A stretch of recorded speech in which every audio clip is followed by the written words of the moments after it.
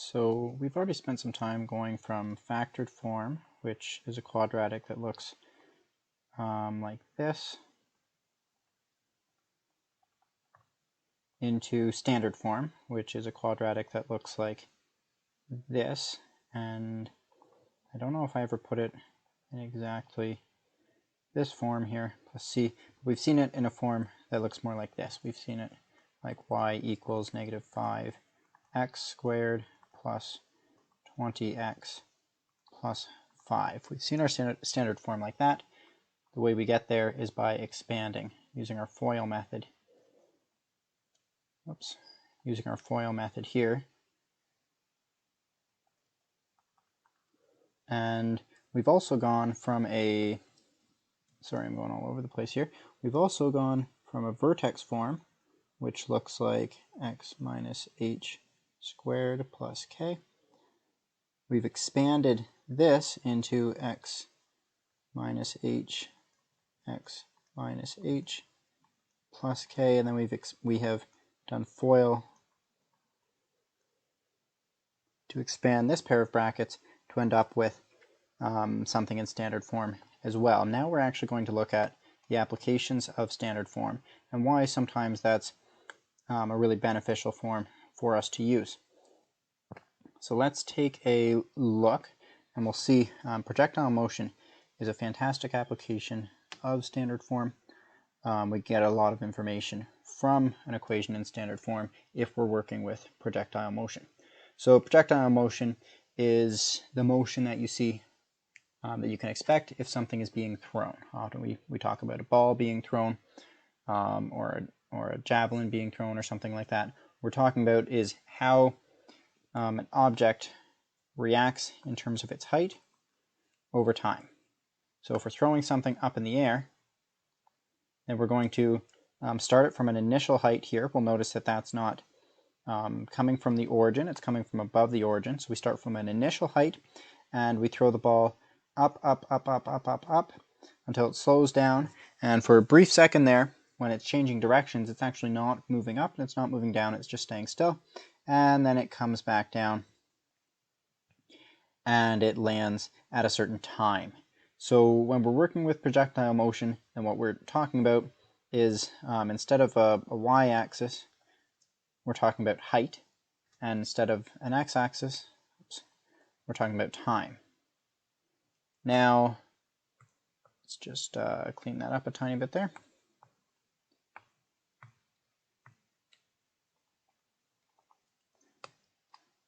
Now, what we can learn, we'll notice, like I said, so I kind of pointed out that that this here is in standard form, and it is, but it might be a standard form that you're not used to looking at because it has an h and because it has a t instead of an x and a y. But when we're working with projectile motion, we're just more likely to be using these two variables, h and t, instead of x and y, because h and t actually they stand for different things that we're looking at, and that's height and time.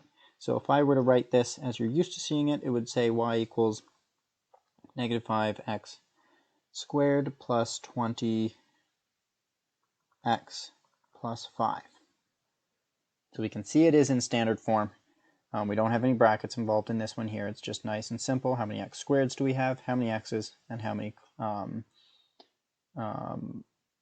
coefficients do we have? So if we're looking right here, how many constants we have there. So when we look, the information that we can grab is, first of all, like I said, it starts from an initial height when we're working with projectile motion. And that height can be found by inserting t equals 0 into our equation, into our standard form equation right here. We can find that because we know that when t equals 0, that's when we started. That's right here. And so that's what we can substitute into our equation. If we substituted that into our equation, we quickly see our first term would equal 0, our second term would equal 0, and we'd be left with only the third term here. So the third term is actually our initial height. So if ever we have an equation for projectile motion in standard form, like this is here, then we can take that third number here, and we can say that's the initial height right off the start. Now let's take a look at this second one right here, our second term. That's 20t in this case, and the 20, and sorry, I'm just going to write height equals 5 in this scenario. That 20 represents our initial velocity. That's our initial speed.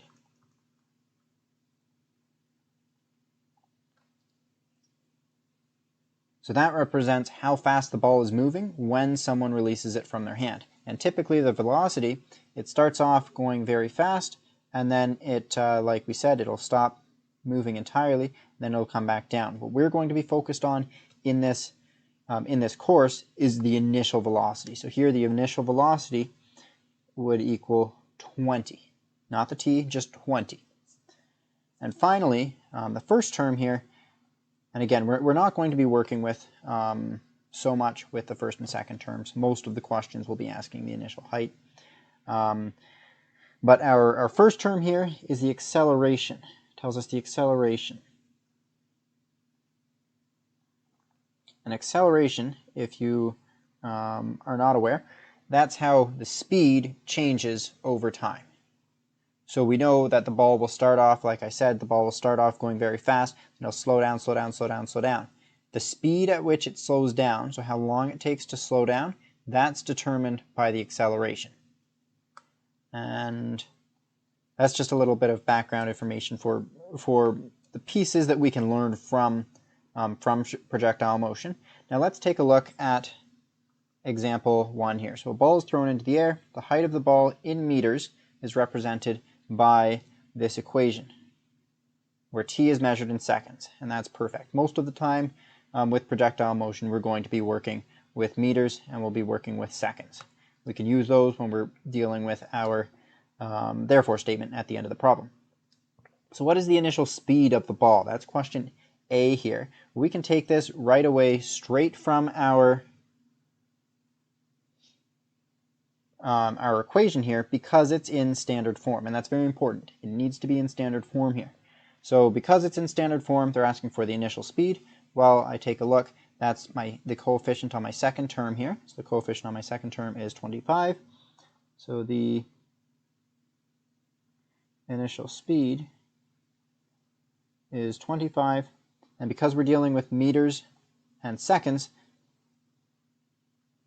then my units will be meters per second. Now, from what height was the ball initially released? So they're wording it a little differently here. They're not saying what was the initial height of the ball, but really that's what they're asking. I see the word initial, I see the word height. That way we know they're asking about this third term here, the initial height. So my third term here in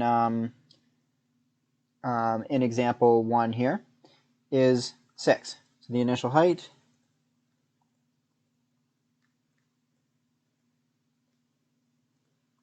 is 6. Well, 6 what? 6 meters.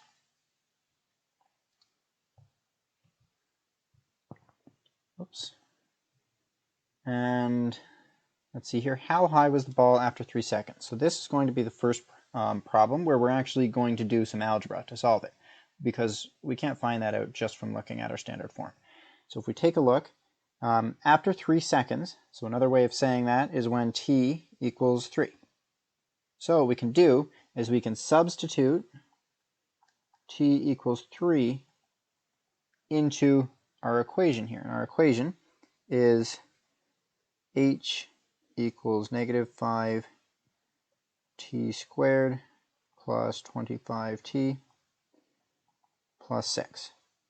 Okay, so that's negative, I'm just going to go with a bit of a narrow pen here, negative 5 times t squared, and that's, remember, t equals 3, so 5 times 3 squared plus 25 times 3 plus 6. And then I'm just calculating it, putting it in my calculator. If I'm putting them into my calculator, I'm following BEDMAS. I do see some brackets here, but all of the brackets, they're fully simplified inside the brackets, so I can consider those done. And then we're looking at exponents. I see one exponent here, so I'm going to have negative 5 times 3 squared, which is 9, plus 25 times 3 plus 6. And there are my exponents done. Now I'm working with division and multiplication. There is no division, but I do have some There is no division, but I do have some multiplication here. So my multiplication, negative 5 times 9, that's negative 49, plus 25 times 3, which is 75, plus 6. And I can run out of space there, I can put that into my calculator, negative 49 plus 75 plus 6, and this equals 36. Perfect. So therefore, after 3 seconds, the ball was 36 meters high. And for D here, let's graph the height of the ball on the axis provided. So this is going to take a little bit of calculation here. We're going to start off with our with the height of the ball when t equals 0. Well, I know that that's just the initial height of the ball. In this case, that equals 6. And then what I'm going to do is I'm going to substitute here. I'm trying to find the height when t equals 1. So I'm going to sub t equals 1 into my equation. So h equals negative 5t squared, negative 5t squared plus 25t plus 6, which equals negative 5 times t squared, which is 1 squared, plus 25 times 1 plus 6. And I can do this in my head, so that's negative 5 times 1 squared, which is just 1, plus 25 times 1, which is just 25 there, plus 6. And that equals negative 5 plus 25 plus 6, which equals 26. So when t equals 1, h equals 26. And we'll try that for 2 as well.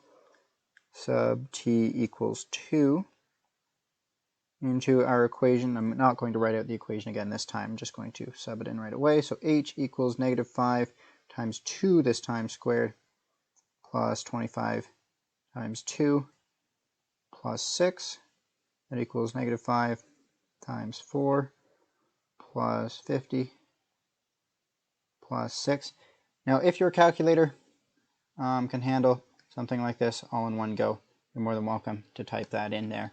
But I know not of our calculators can handle that. If we're using a phone calculator, it cannot handle that. So I'm just going to keep working it out like so. So negative 5 times 4 is negative 20 plus 50 plus 6, and that equals 36. Perfect. So my height when t equals 2 is 36, and I can keep right on going. Actually, I already found out the height at 3 seconds in question C. So I can take that after 3 seconds. The ball was 36 meters high. Perfect. So we notice it starts off, we have our biggest change in height. After our first second, we went up a whole 20 meters. After the second, we're not going up as much. We're only going up 1 meter. And there's no change here in between 2 and 3 seconds. So what we can expect, and I'm just going to, let's see here, if I plot some of this. So if I plot 0 and 6, 0, 6, that's the initial location of my ball. And then if I plot 1 and 26, that's the next location. 2 and 36, 3 and 36. So the way this works, and you'll see after when we get the others, it's just a quadratic like we've been working with, so we can expect our vertex to be somewhere in here. Oops. And let's see, so now we'll go back to what we were doing. Let's find out the height after 4 seconds. So now we're substituting in t equals 4 into our equation. So h equals -5 times 4 squared plus 25 times 4 plus 6. That equals -5 times 16 plus 25 times 4, which is 100, plus 6. That's -80 plus 100 plus 6, which equals 26. And this makes sense. So when t equals 4, then h equals 26 down here. This is making sense because as we have seen with quadratics, they are symmetric. And if we know at 2 and 3 we have the same number, then we're expecting it to come back down in the same way that it went up. So from 36 here, initially it went from 26 to 36. So now it's going from 36 to 26. And I don't even need to calculate the next one. I know it's going to go from 26 to 6. Because that's the way quadratics work. They're symmetric. We saw the symmetry here after 2 and 3 seconds. We saw the symmetry here after 1 and 4 seconds. So there's no need to follow through with our big calculations. The question is, after 6 seconds, how we're going to handle it. So let's try substituting it in, because we don't have any numbers afterwards here. So we'll substitute in t equals 6. I have h equals -5 times 6 squared plus 25 times 6 plus 6 equals -5 times 6 squared, which is 36, plus 25 times 6, which equals 150, plus 6. You might see where we're going here. That is, so -5 times 36 here, which equals -180, plus 150, plus 6.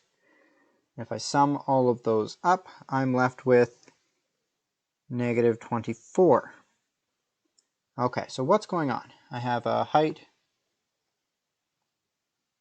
of -24. Well, when we're working with projectile motion, then we're talking about the height above solid ground. So if we're talking about the height above solid ground, this ball, it cannot possibly reach. Not sure what's going on with my colors here, but I'll take it.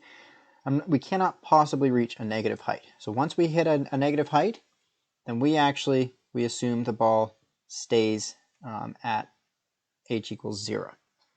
We're assuming the ball hits the ground and stays on the ground. So since h equals -24 is not possible,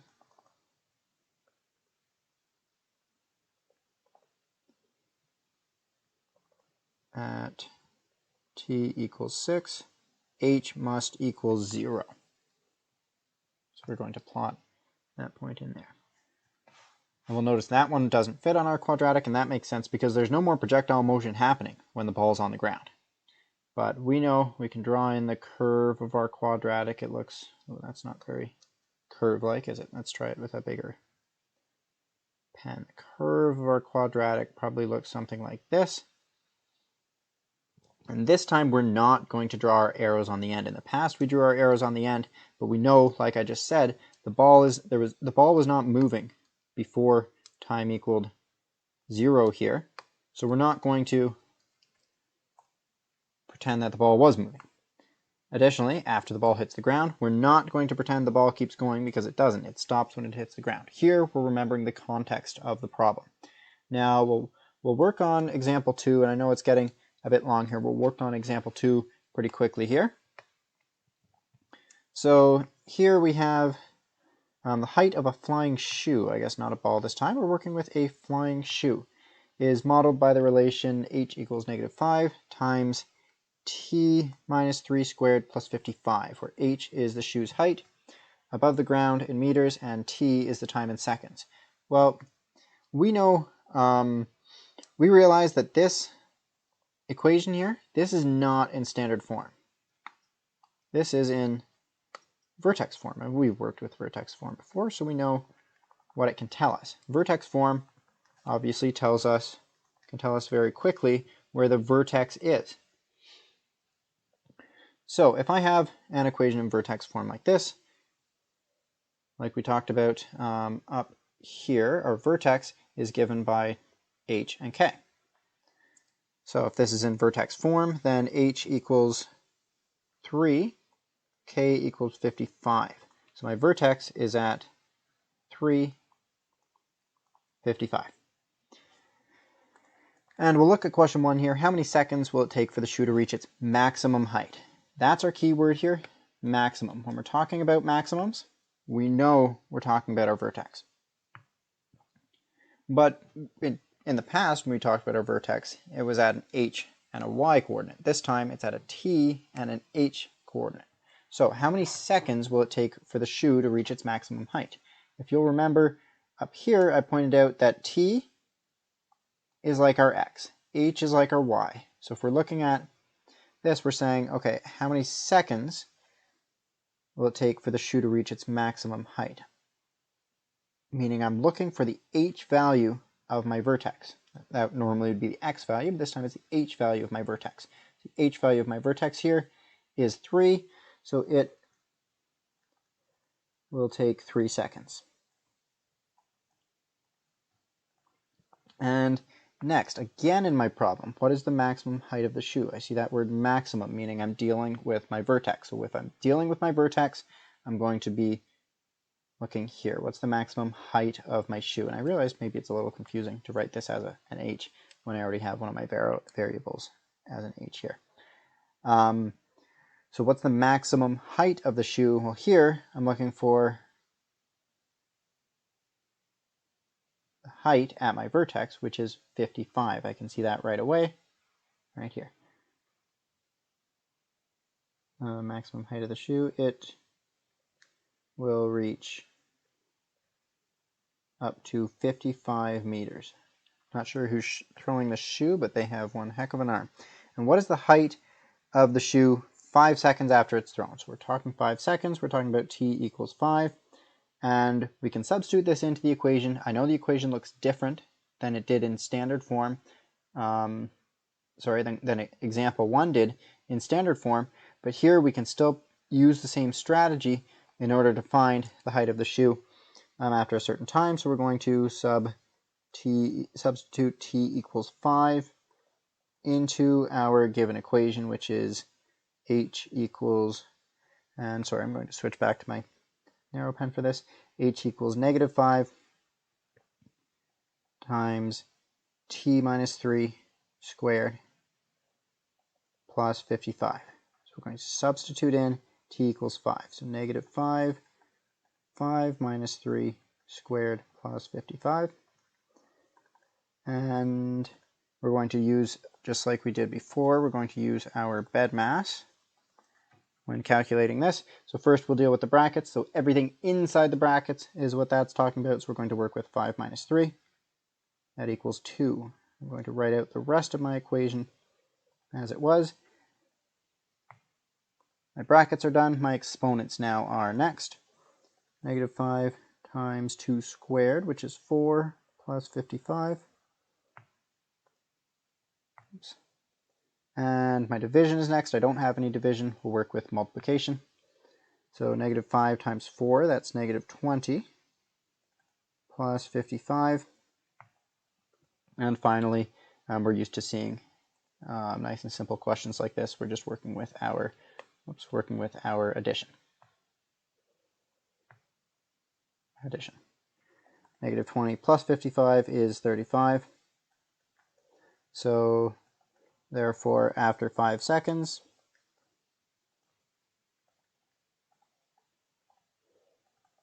the shoe, this time not a ball, is 35, what's our units here? Meters, as we're told in the question, the height's in meters, 35 meters high. So that's how we work with projectile motion. Again, these being word problems in with our quadratics, they are quite challenging, so don't be too alarmed if you're struggling through it. I'll be online at 1:45 today if you need any help. Thanks.